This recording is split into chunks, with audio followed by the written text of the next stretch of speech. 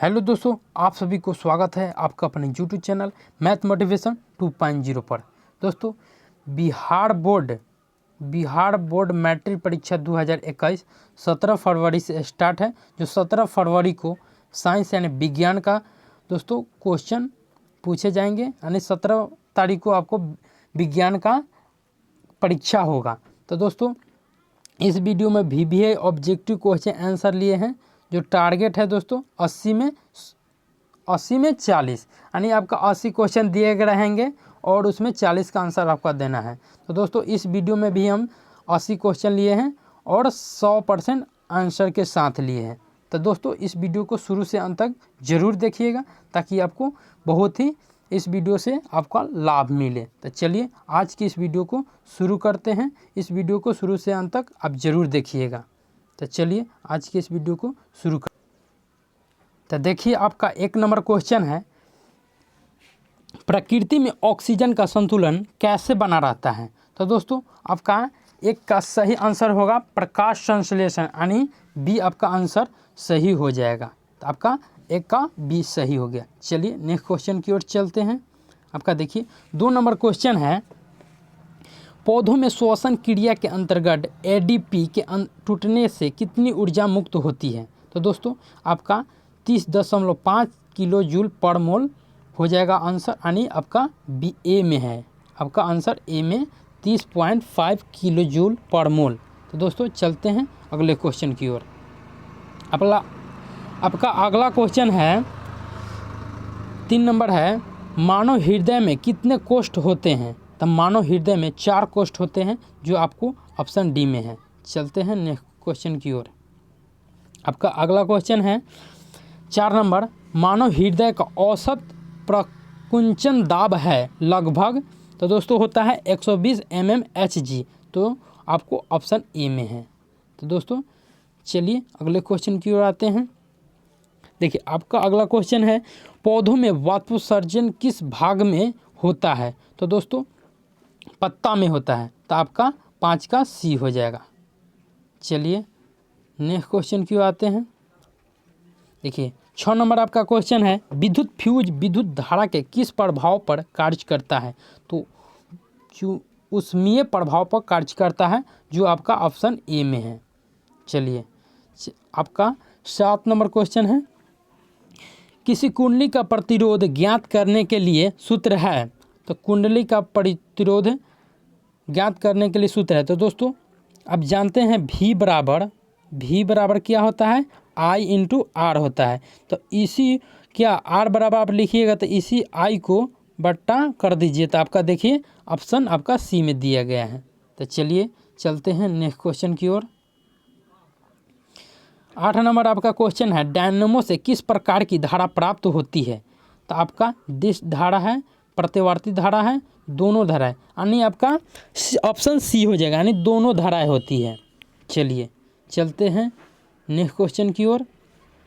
आपका 9 number question है, dengue उत्पन्न करने वाला मच्छर किस तरह के जल में रहता है। तो दोस्तों आपका हो जाएगा नौका डी, यानी मृदु जल। नौका डी हो जाएगा ऑप्शन। चलते हैं अगले क्वेश्चन की ओर।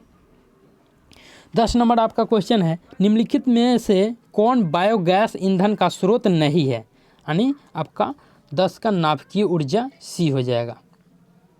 चलिए चलते हैं नेक्स्ट क्वेश्चन की ओर। देखिए आपका 11 नंबर क्वेश्चन है, हीलियम कैसा तत्व है।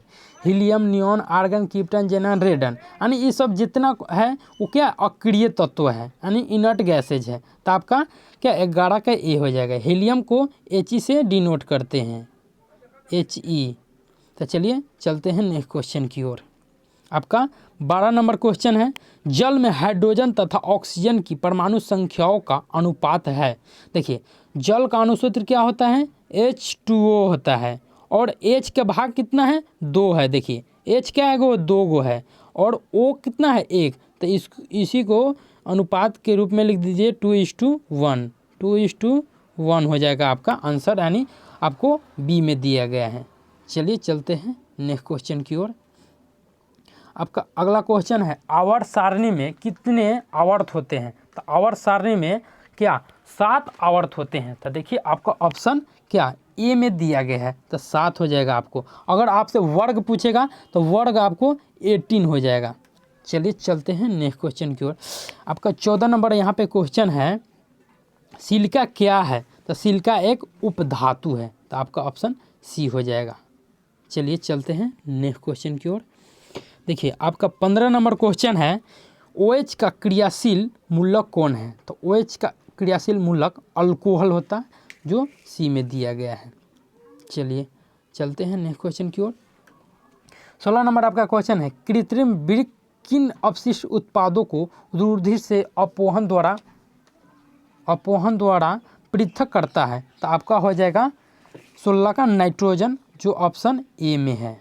चलिए चलते हैं नेक्स्ट क्वेश्चन की ओर।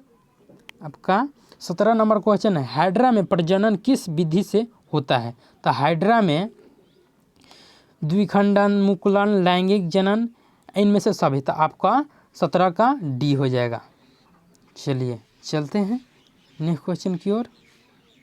आपका अगला क्वेश्चन है 18 नंबर, किसी माध्यम के अपवर्तनांक म्यू का मान होता है, तो म्यू का मान साइन आई बटा साइन आर होता है, तो जो आपको ऑप्शन बी में है, साइन आई बटा साइन आर। चलिए चलते हैं नेक्स्ट क्वेश्चन की ओर। आपका 19 नंबर क्वेश्चन है, दाढ़ी बनाने में दर्पण उपयुक्त है, यानी दाढ़ी बनाने के लिए अवतल दर्पण का प्रयोग किया जाता है, जो सी में, ऑप्शन सी में है, जो दाढ़ी को बड़ा बड़ा दिखाई देता है अवतल दर्पण में। चलिए आपका ऑप्शन सी हो चुका है। चलिए चलते हैं नेक्स्ट क्वेश्चन की ओर। आपका 20 नंबर क्वेश्चन है, स्पेक्ट्रम में किस रंग की किरण का झुकाव अधिक है। दोस्तों स्पेक्ट्रम में बैगनी रंग का, यानी बैजानीनिफी नाला आप जानते हैं, बैगनी रंग का झुकाव अधिक होता है, जो आपको डी में दिया गया है। चलिए चलते हैं नेक्स्ट क्वेश्चन की ओर। आपका 21 नंबर क्वेश्चन है, दृश्य प्रकाश में किस वर्ण का तरंगदैर्घ्य अधिकतम होता है, तो दृश्य प्रकाश में किस रंग का तरंगदैर्घ्य अधिकतम होता है, तो आपका लाल होगा, तो आपका बी हो गया। चलिए चलते हैं अगले क्वेश्चन की ओर। आपका है 22 नंबर क्वेश्चन, विद्युत शक्ति का एसआई मात्रक होता है, तो विद्युत शक्ति का एसआई मात्रक वाट होता है, तो आपको ऑप्शन बी में दिया गया है। चलिए चलते हैं नेक्स्ट क्वेश्चन की ओर। आपका अगला क्वेश्चन है, क्या है 23 नंबर क्वेश्चन है, विद्युत बल्ब का तंतु बना होता है, तो विद्युत बल्ब का तंतु जो देखते हैं 100 वाट के बल्ब में बीच में रहता है, जो लाल टाइप यानी पीला टाइप में जलता है, उसको टंगस्टन का वो बना होता है, तो आपका ऑप्शन सी सही हो जाएगा। चलिए चलते हैं नेक्स्ट क्वेश्चन की ओर। चलिए आपका 24 नंबर क्वेश्चन है, नाभिकीय ऊर्जा प्राप्त करने हेतु आवश्यक है, तो आपका हीलियम हो जाएगा, जो ऑप्शन ए में है। यहीं पे है 25 नंबर क्वेश्चन, ग्लोबल वार्मिंग के लिए उत्तरदायी गैस है, तो ग्लोबल वार्मिंग के लिए O2 गैस उत्तरदायी होता है, तो देखिए आपका ऑप्शन ए में है। चलिए चलते हैं अगले क्वेश्चन की ओर। आपका अगला क्वेश्चन है 26 नंबर, द्विखंडन होता है, तो द्विखंडन क्या अमीबा में भी होता है, पैरामेशियम में भी होता है, लिस्मैनिया में भी होता है, और तो आपका तीनों में होता है, तो आपका ऑप्शन डी में दिया गया है क्या, इनमें से सभी, तो देखिए आपका ऑप्शन डी हो जाएगा आंसर। चलिए चलते हैं अगले क्वेश्चन की ओर। आपका अगला क्वेश्चन यहीं पे है, क्या है अंडाणु निषेचित 27 नंबर क्वेश्चन है, फूल में नर प्रजनन अंग होता है, तो आपका 27 का हो जाएगा पुंकेसर, पुंकेसर में प्रजनन अंग होता है, तो आपका 27 का क्या हो जाएगा, ए हो जाएगा। चलिए 28 की ओर आते हैं, अंडाणु निषेचित होता है, तो अंडाणु निषेचित फैलोपियन नलिका से होता है, जो 28 का आपका सी ऑप्शन में है। चलिए चलते हैं नेक्स्ट क्वेश्चन की ओर। आपका अगला क्वेश्चन है, अवतल लेंस का आवर्धन बराबर होता है, तो अवतल लेंस का आवर्धन V/U, यानी तो आपका ऑप्शन डी में दिया गया है, देखिए ऑप्शन V/U दिया गया है डी में। चलिए चलते हैं नेक्स्ट क्वेश्चन की ओर। आपका यहाँ 30 नंबर क्वेश्चन आपको दिख रहा है बोर्ड पर, स्क्रीन पर, देखिए 30 नंबर क्या है, गोलीय दर्पण में फोकांसर एवं वक्र त्रिज्या के बीच संबंध है, देखिए तो आपका संबंध क्या हो जाएगा, F/R, F बराबर R/2, यानी आपका ऑप्शन सी में दिया गया है। चलिए चलते हैं नेक्स्ट क्वेश्चन की ओर। आपका नेक्स्ट क्वेश्चन है संगमरमर का रासायनिक सूत्र क्या है। संगमरमर का रासायनिक सूत्र CaCO3 है, जो आपको ऑप्शन ए में दिख रहा है। चलिए चलते हैं नेक्स्ट क्वेश्चन की ओर। आपका 32 नंबर क्वेश्चन है COOH अभिक्रियाशील मूलक को क्या कहते हैं। तो इसको कार्बोक्सिलिक एसिड कहते हैं। एसिड यानी अम्ल होता है। तो देखिए आपको क्या दिया गया है, अम्ल यानी आपको ऑप्शन सी में दिया गया है। चलिए चलते हैं नेक्स्ट क्वेश्चन की ओर। देखिए आपका 33 नंबर क्वेश्चन है प्रकाश संश्लेषण क्रिया में ऑक्सीजन बाहर निकलता है, तो आपको कार्बन डाइऑक्साइड यानी CO2 से निकलता है। देखिए चलिए नेक्स्ट क्वेश्चन की ओर चलते हैं। आपका 34 नंबर क्वेश्चन है मैग्नीशियम में पाया जाता है, तो मैग्नीशियम में क्या क्लोरोफिल, मैग्नीशियम पाया जाता है तो क्लोरोफिल में ऑप्शन ए हो जाएगा। चलिए चलते हैं नेक्स्ट क्वेश्चन की ओर।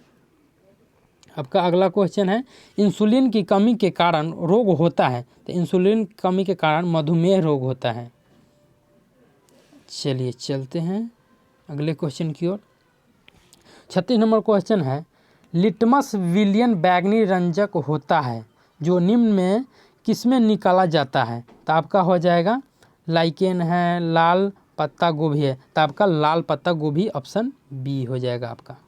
चलिए चलते हैं नेक्स्ट क्वेश्चन की ओर। अगला क्वेश्चन है आपका जब सोडियम हाइड्रोक्साइड जिंक से अभिक्रिया करता है तो कौन सा उत्पाद बनाता है, तो आपको 37 का सी ऑप्शन हो जाएगा NaOZN2+H2, तो 37 का आपका सी हो जाएगा ऑप्शन। चलिए चलते हैं नेक्स्ट क्वेश्चन की ओर। 38 नंबर क्वेश्चन है किसी भी उदासीन विलयन का pH होता है, उदासीन विलयन का pH 7 होता है। चलिए चलते हैं अगले क्वेश्चन की ओर। 39 नंबर क्वेश्चन है आपका बेकिंग सोडा का रासायनिक सूत्र है, तो बेकिंग सोडा का रासायनिक सूत्र NaHCO3 होता है, जो आपका ऑप्शन ए में है। चलिए चलते हैं अगले क्वेश्चन की ओर। देखिए आपका 40 नंबर क्वेश्चन है एक्वा रेजिया मिश्रण में HCl एवं HNO3 का अनुपात होता है, 40 का आपका बी हो जाएगा 1:3, तो आपका बी हो गया।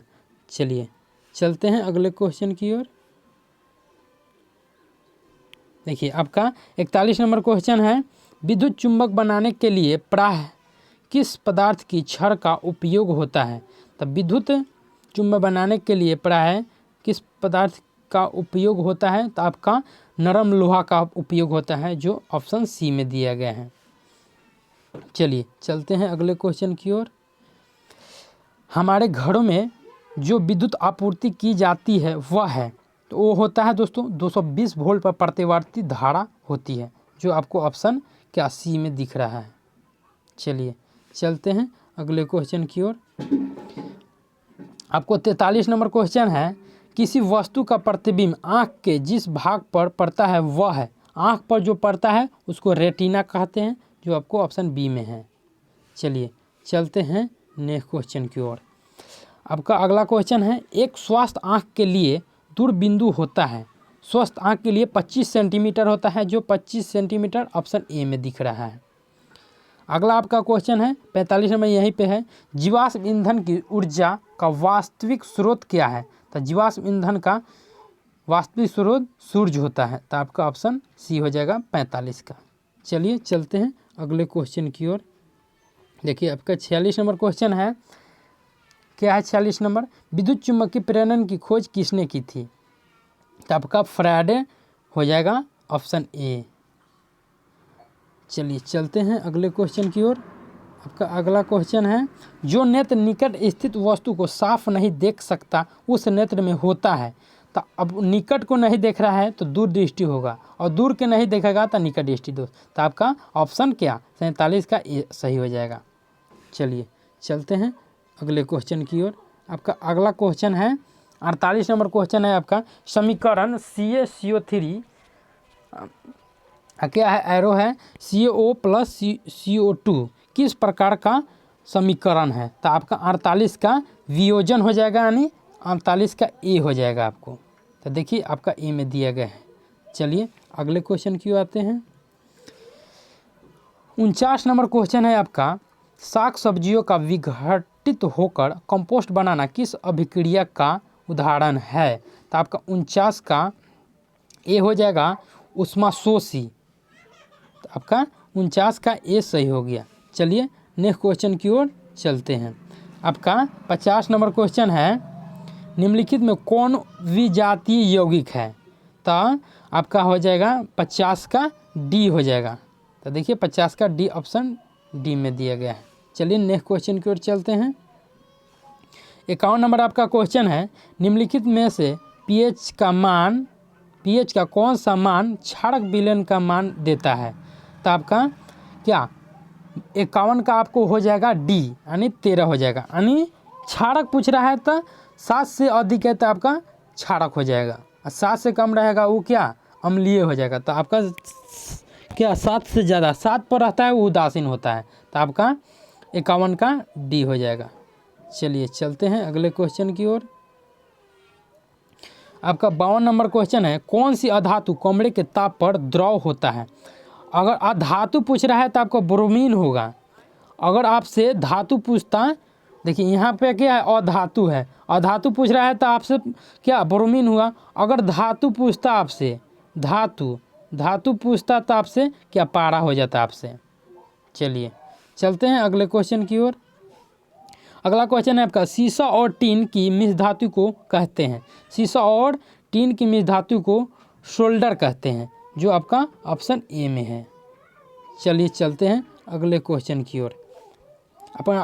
आपका अगला क्वेश्चन है 54 नंबर, ऑक्सीजन के 2 परमाणुओं के बीच कितने आबंध पाए जाते हैं? तो ऑक्सीजन के बीच 2 यानी आबंध कहने का मतलब बंध है, यानी कितने? तो 2 हो जाएगा, आपको ऑप्शन बी है। चलिए चलते हैं अगले क्वेश्चन की ओर। निम्नलिखित में से किसे आप उपभोक्ता की श्रेणी में रखेंगे? तो आपको क्या 55 का सी हो जाएगा। तो देखिए 55 का सी आपको दिया गया है, जंगली जानवर। चलते हैं अगले क्वेश्चन की ओर। देखिए आपका अगला क्वेश्चन है, कवक में पोषण की कौन सी विधि है? तो कवक में मृतजीवी होता है, जो आपको क्या सी में बी में दिया गया है। चलिए 57 है, मुकुलन द्वारा प्रजनन किस में होता है? तो ईस्ट में होता है। तो ईस्ट आपको बी में दिया गया है, आपको बी में दिया गया है। चलिए आते हैं अगले क्वेश्चन को। मानव में डायलिसिस थैली है? तो मानव में डायलिसिस थैली नेफ्रॉन होता है, जो ए में है, 58 का ए। अगला है आपका क्वेश्चन, पुष्पी पौधों में लैंगिक जनन किसके द्वारा होता है? तो होता है बीज के द्वारा होता है, जो आपको डी में दिया गया है ऑप्शन। चलिए चलते हैं अगले क्वेश्चन की ओर। अगला क्वेश्चन है आपका, निम्न में से कौन एक जैविक प्रक्रम द्वारा अपघटित होने वाला पदार्थ है? तो आपका हो जाएगा प्लास्टिक की बोतलें, यानी आपका 60 का हो जाएगा प्लास्टिक की बोतलें, जो आपको डी में दिया गया है। 60 का आपको हो जाएगा डी, प्लास्टिक की बोतलें। चलिए चलते हैं अगले क्वेश्चन की ओर। 60 का आपको प्लास्टिक की बोतलें नहीं होगा, सूखे घास पत्ते होगा, आपको सूखे घास। निम्न में से कौन एक जैविक प्रक्रम है? तो सूखे घास पत्ते होगा। चलिए चलते हैं अगले क्वेश्चन की ओर। आपका अगला क्वेश्चन है, किसी चालक के छोरों के बीच विभवांतर भी प्रतिरोध आर एवं प्रवाहित धारा आई के बीच संबंध है? तो दोस्तों 61 का आपको हो जाएगा सी, आर बराबर वी बाई आई, तो जो सी में आपको दिया गया है। चलिए चलते हैं अगले क्वेश्चन की ओर। 62 नंबर है आपका, 100 वाट का विद्युत बल्ब 250 वोल्ट के विद्युत मेन से जोड़ा जाता है। बल्ब से प्रवाहित धारा का मान यानी आई का मान पूछ रहा है, तो आपको इसको सॉल्यूशन कीजिएगा तो 0.1 हो जाएगा, जो ऑप्शन ए में है, 0.1 एम्पियर। चलते हैं अगले क्वेश्चन की ओर। आपका अगला क्वेश्चन है, आपका अगला क्वेश्चन है 63 नंबर, विद्युत फ्यूज आधारित है, यानी आपको अगला क्वेश्चन है विद्युत फ्यूज आधारित है, तो आपका ए हो जाएगा धारा के ऊष्मीय प्रभाव पर, धारा के ऊष्मीय प्रभाव पर। चलिए चलते हैं अगले क्वेश्चन की ओर। अगला क्वेश्चन है आपका 64 नंबर, विद्युत धारा उत्पन्न करने के युक्ति को कहते हैं। तो विद्युत धारा उत्पन्न करने के युक्ति को जनरेटर कहते हैं, जो आपको ए में दिया गया है। चलिए चलते हैं अगले क्वेश्चन की ओर। अगला क्वेश्चन है आपका, जब किसी चालक तार से विद्युत धारा प्रवाहित होती है तो गतिशील कण होते हैं। धारा प्रवाहित कर रहे हैं तो उसमें कण, इलेक्ट्रॉन, गतिशील कण होगा जो इलेक्ट्रॉन होगा, जो डी में दिया गया है। चलिए चलते हैं अगले क्वेश्चन की ओर। आपका अगला क्वेश्चन है, जीव द्रव्यमान ऊर्जा स्रोत का उदाहरण निम्नलिखित में कौन नहीं है। तो आपका हो जाएगा 66 का नाभिकीय ऊर्जा हो जाएगा आपको, 66 का बी हो जाएगा आपके बायोगैस हो जाएगा, 66 का बी हो जाएगा बायोगैस। चलिए चलते हैं अगले क्वेश्चन की ओर। देखिए आपको अगला क्वेश्चन है, पवन चक्की जनित्र में पवन की चाल कम से कम कितनी होनी चाहिए। तो आपका हो जाएगा 150 किलोमीटर पर घंटा, जो बी में दिया गया है। चलिए आते हैं अगले क्वेश्चन की ओर। 68 है, निम्नलिखित में से कौन सा उत्पाद लेड नाइट्रेट को गर्म करने पर प्राप्त होता है। जो आपको NO2 होगा, जो प्राप्त गर्म करते हैं तो प्राप्त होगा NO2। चलिए चलते हैं अगले क्वेश्चन की ओर। आपका अगला क्वेश्चन है सोडियम क्लोराइड। चलिए अगले क्वेश्चन के आते हैं। देखिए आपका अगला क्वेश्चन है, सोडियम क्लोराइड के जली विलयन से विद्युत धारा प्रवाहित करने पर यह वियोजित होकर सोडियम हाइड्रोक्साइड बनाता है। इस प्रक्रिया को कहते हैं क्लोर क्षार अभिक्रिया, क्लोर अभिक्रिया। अगला है आपका वियोजन अभिक्रिया, संयोजन अभिक्रिया। तो आपका हो जाएगा वियोजन अभिक्रिया, जो सी में दिया गया है। चलिए चलते हैं अगले क्वेश्चन की ओर। आपका अगला है, निम्नलिखित में कौन सही है, यानी इसमें से दिया गया है, इसमें से पूछ रहा है सही कौन है। तो Na2CO3 × 2H2O यानी डी में दिया गया है, आपका ये सही हो जाएगा। चलिए आते हैं अगले क्वेश्चन की ओर। निम्नलिखित में से किसे चाकू से काटा जा सकता है। इसमें आपका कॉपर हो जाएगा। एक और होता है चाकू से काटा जाता है, वो क्या, सोडियम होता है।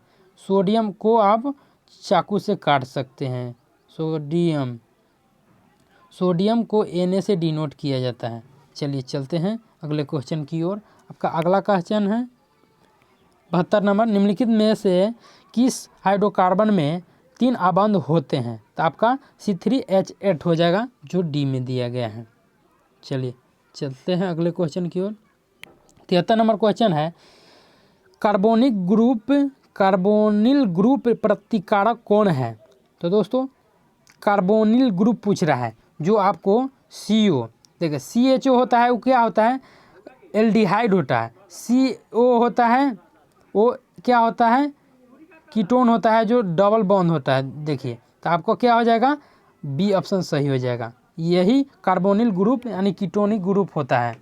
और CHO होता है कार्बोनिलिक एसिड होता है, वो होता है ईथर होता है, ओ बॉन्ड इधर होता है, ईथर होता है। चलिए आपका 73 का बी ऑप्शन सही हो जाएगा। चलिए चलते हैं अगले क्वेश्चन की ओर। आपका अगला क्वेश्चन है, निम्नलिखित में कौन सबसे अधिक अभिक्रियाशील है। तो आपका 74 का Hg होता है, जो बहुत ही अभिक्रियाशील होता है। 74 का बी हो जाएगा। चलिए चलते हैं अगले क्वेश्चन की ओर। आपका 75 नंबर क्वेश्चन है, प्रकृति में पृथ्वी पर ऊर्जा का मुख्य स्रोत है, यानी ऊर्जा का स्रोत यानी सूर्य है। आपका 75 का बी सही हो जाएगा। चलिए चलते हैं अगले क्वेश्चन की ओर। आपका अगला क्वेश्चन है, हरे पौधे कहलाते हैं, हरे पौधे उत्पाद कहलाते हैं। तो आपको 76 का ए हो जाएगा। चलिए आते हैं अगले क्वेश्चन की ओर। का अगला क्वेश्चन है, कीटों के पंख और चमगादड़ के पंख किस तरह के अंग है। यानी चमगादड़ के पंख, कीटों के पंख और चमगादड़ के पंख किस तरह के अंग है। तो समजात अंग होता है, जो 77 का ए हो जाएगा। चलिए आते हैं अगले क्वेश्चन की ओर। भोजन का पचना किस प्रकार की अभिक्रिया है। ये तो उपचयन होगा, जो ऑप्शन ए में है। चलिए चलते हैं अगले क्वेश्चन की ओर। आपका अगला क्वेश्चन है, निम्नलिखित में से कौन एक उभयलिंगी जंतु है? जो केंचुआ होता है, जो उभयलिंगी जंतु होता है, तो आपका 79 का ए सही हो जाएगा। चलिए चलते हैं अगले क्वेश्चन की ओर। आपका लास्ट और अंतिम क्वेश्चन है, 80 में 80 करा दिए। निम्नलिखित में से कौन एक भूमिगत जल का उदाहरण है? देखिए भूमिगत जल, नदी, नदी तो ऊपरे रहता है, कुआं, कुआं बहुत ही अंदर तक जाता है, जो भूमिगत जल, यही आपका सही हो जाएगा। तो चलिए दोस्तों, उम्मीद करते हैं कि दोस्तों आप बहुत ही अच्छे से पढ़े होंगे इस क्वेश्चन को और आपको इससे तैयार भी हुआ होगा। तो दोस्तों इसी के साथ वीडियो को समाप्त करते हैं। जय हिंद, वंदे मातरम।